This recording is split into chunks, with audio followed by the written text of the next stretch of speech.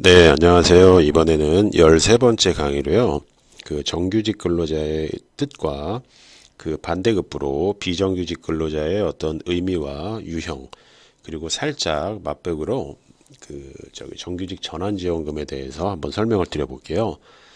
일단 처음에 유의하실 거는요. 그 시급재건, 일급재건, 월급재건, 연봉재건, 그 월급의 지급 형태, 그러니까 제가 월급이라고 표현한 거는 최빈값이어서 말씀드린 거고요.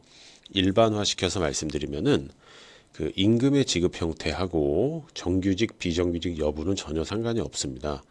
정규직임에도 그 시급제로 받을 수 있는 거거든요. 그래서 일단은 보통 정규직이라고 이렇게 지칭되는 분들은요. 예전에 그냥 뭐 8, 90년대를 시대적 배경으로 하는 드라마의 아버지의 모습이라고 생각하면 돼요.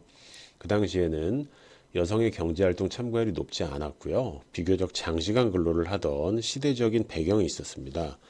그래서 그거를 한번 염두에 두고 한번 설명을 들어보시면요.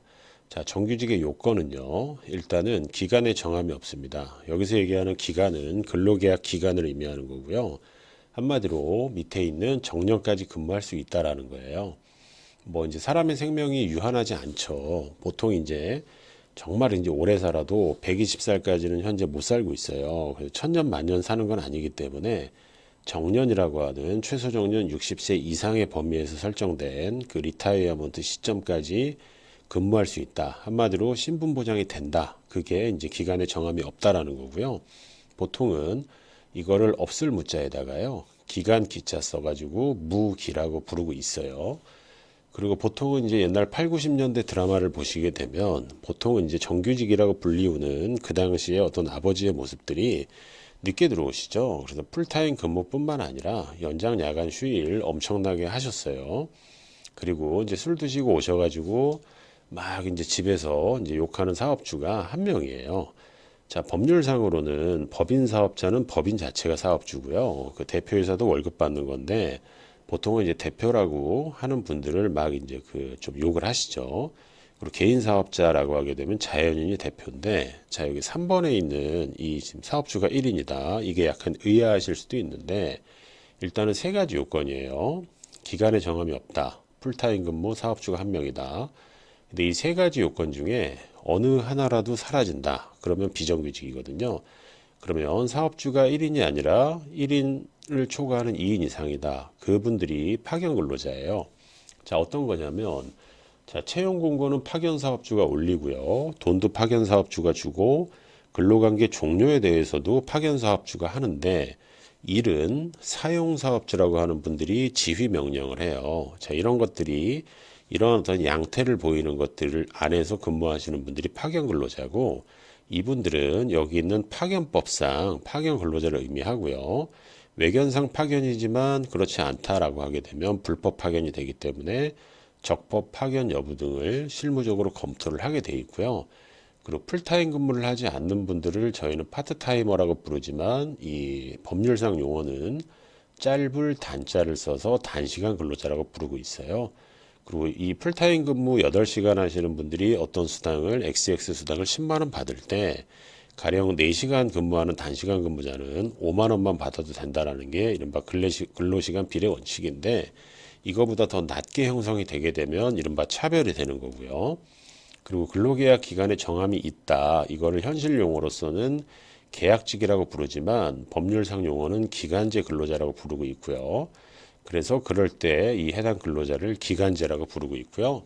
이분들은 계약의 어떤 갱신이 중요한 문제이기 때문에 어떤 기대권을 막 형성을 했을 때 기대를 했는데 갱신을 하지 않았다 그러면 해고에 해당이 되니까 갱신기대권, 그리고 기단법에서 정규직이 2년을 초과했을 때 형성이 되니까 그럴 때는 정규직 전환 기대권이 현실상 문제가 되고요. 요 기간제와 단시간 근로자를 규율하는 법을 기간제 및 단시간 근로자 보호 등에 관한 법률에서 기단법이라고 부르고요. 파견 근로자 보호 등에 관한 법률을 파견법이라고 불러요. 그래서 기단파 요 세 가지 유형에 해당하시는 분들이 비정규직 근로자고요. 제가 잠깐 화면만 잠깐 보여드리면 요 정규직 전환 지원금은 말 그대로 정규직으로 전환을 했을 때 사업주한테 지원을 해주는 건데 일단 앞서 설명드린 기간제와 파견 근로자가 그 대상이고요.